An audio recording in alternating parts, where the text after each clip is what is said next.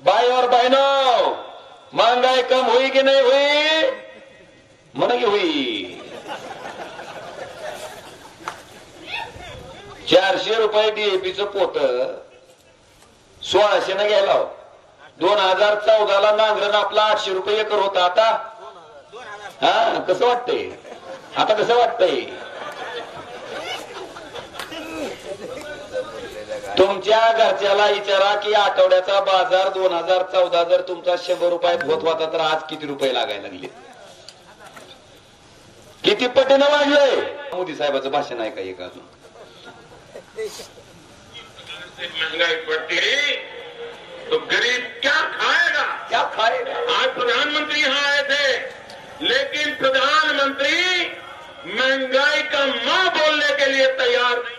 काल मोदी आले ते बोलले का महंगाई का मत तरी त्यांचंच भाषण त्यांच्यावर उलटायले. बघा तरी कसं उलटायले. मां बोलने के लिए तैयार नहीं है. इनका अहंकार इतना है, महंगाई के लिए एक शब्द बोलने को तैयार नहीं है.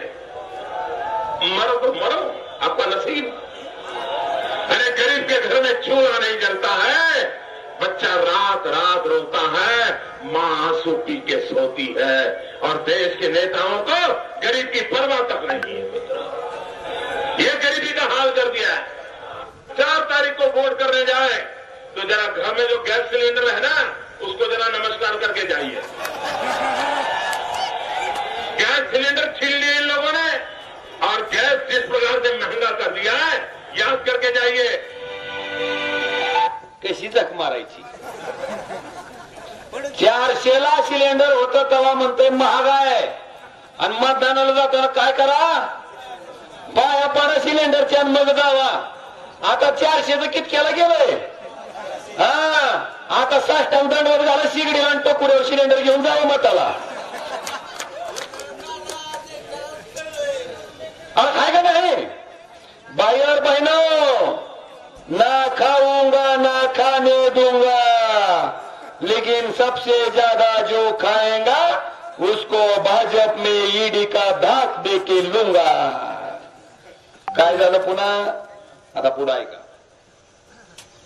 एनसीटी पर भी करीब करीब 70,000 करोड़ रुपए के घोटालों का आरोप है. महाराष्ट्र स्टेट कोऑपरेटिव बैंक घोटाला, महाराष्ट्र सिंचाई घोटाला, अवैध खनन घोटाला, इनकी लिस्ट भी बहुत लंबी है.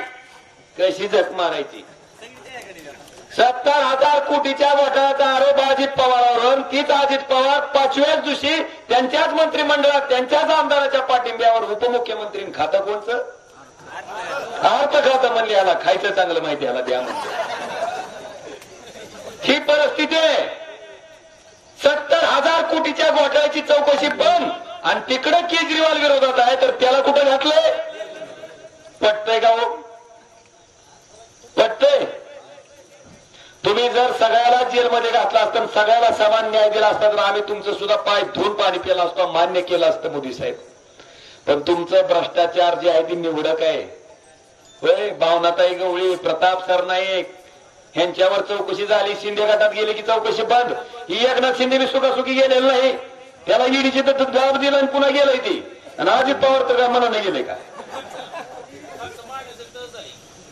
कशामुळे? सगळा खेळच असलाय. मला वाटतंय आम्ही बरी. होय रे, आमच्याकडे जर यांचं हाणलेलं गबाळ असतं तर आम्ही सुद्धा स्वच्छ व्हायला पालतं तिकडेच पडलं असतं. की जी आरती आम्ही तिकडे पालतं पडलं नव्हती, आरती आम्ही कुणाच्या बापाला काय घाबरायचं कारण नाही, कारण आपण इमानदार आहे. आणि म्हणून इथं ठाम फुटकार राहून बसलो, घाबरतच नाव. बांधवानो ही परिस्थिती आहे. मग ना खाऊंगा ना खाणे दूंगा कुठं चुलीत गेलं, हे विचार तुम्ही करणं गरजेचं आहे. पोराला जर नोकऱ्या दिसतात आहे का? तुम्ही जरा टाकून आला बरं सगळी. आता वर्षाला 2 कोटी नोकऱ्या म्हणल्यावर 10 वर्षाच्या 20 कोटी झाल्या. हो, आता मला तुम्हाला विचारायचंय, वेदांता फॉक्सकॉन नावाचा प्रकल्प जी पुण्याला येणार होता, 2 लाख पोराला नोकऱ्या मिळत होता, कुठे गेला? काल भाषणात सांगायला पाहिजे होता नाही का? गुजरातला नेला, आमच्यावर का पोटावर पाय दिला? काय अवस्था झाली या पोरावरची विचारा.